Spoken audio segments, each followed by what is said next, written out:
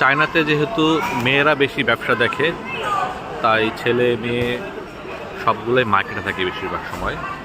বাবা মা দুজনই কর্মব্যস্ত, দেখেছে ব্যবসা প্রতিষ্ঠান বাবা মা দুজনই চালাচ্ছে, এই জন্য বাচ্চারা মাঠে খেলতেছে, মানে মার্কেটের সামনে। এই যে বাচ্চা নিয়ে চলে আসছে, দোকানগুলো আসলে মেয়েরাই চালায়, ওরা খুব কর্মঠ, স্বামী স্ত্রী মিলেই ব্যবসা পরিচালনা করে। এই যে বাচ্চা নিয়ে আসছে, কোলের বাচ্চা, মার্কেটের সামনে একটু প্লেস আছে, ওইখানেই ব্যবসা বাণিজ্য করতেছে এবং বাচ্চারা খেলতেছে।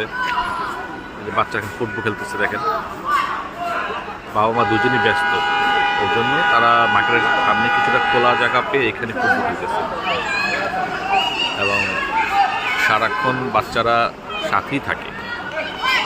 সব মার্কেটে, যেই মার্কেটে যাবেন দেখবেন যে বাচ্চা, প্রচুর বাচ্চা এখানে সবসময় বাবা মার সাথেই থাকি। স্কুল থেকে আসার পর থেকে মার্কেটগুলোতে বসে থাকে, এখানে খাওয়া দাওয়া পড়ালেখা সব খেলতেছে।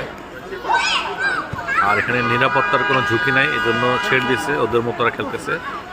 সন্ধ্যা 5টার পর মার্কেট বন্ধ হয়ে যায়, তখন ওরা বাসায় চলে যায় অথবা কফি হাউসে অথবা কোনো পার্কে ঘুরে।